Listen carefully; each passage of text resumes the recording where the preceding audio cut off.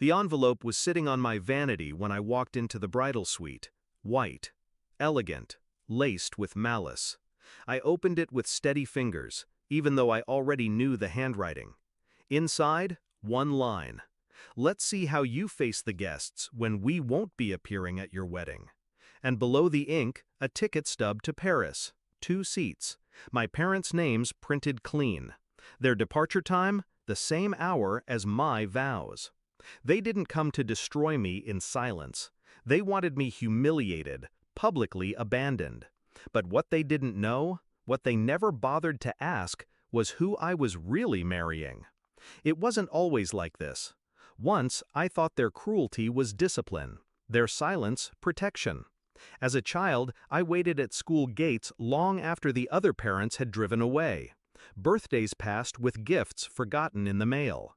Praise was reserved for my brother, the chosen one, the golden son. He could fail and still be celebrated.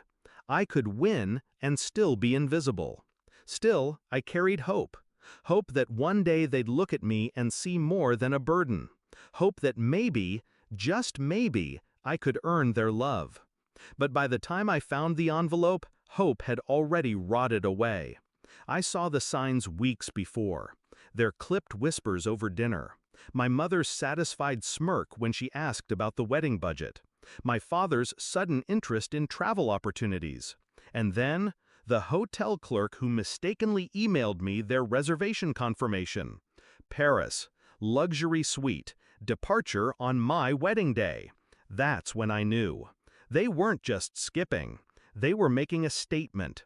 We'd rather sip wine under the Eiffel Tower than stand beside our daughter. I didn't cry. I didn't scream. I planned. You see, revenge doesn't always require blood. Sometimes, it just needs patience. I kept silent, played dumb, and smiled when they spoke of being busy that weekend. I let them believe they had set the trap, that I would walk down the aisle alone, drowning in pity. But behind that silence, I was weaving my own net. My fiancé's family, wealthy, connected, powerful in ways my parents could never touch. They had no idea their daughter was about to marry into a dynasty that owned entire skylines. And I made sure the wedding wasn't just an event. It was a spectacle. Televised, streamed, covered by magazines that my mother used to cut recipes from and dream about being featured in. They wanted me humiliated? I'd make them watch me crowned instead. The day came. Cameras lined the aisle. Journalists whispered into microphones. Guests glided in wearing designer suits and gowns, each one a dagger pointed at my parents' absence. I walked through those doors in silence, veil trailing behind me like a storm. The music swelled. The world watched. And for the first time in my life, I was the center. Not an afterthought. Not a shadow. The center.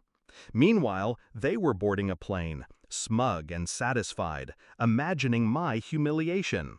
But mid-flight, when the in-seat TVs lit up, guess what they saw? Me, broadcast live across national channels.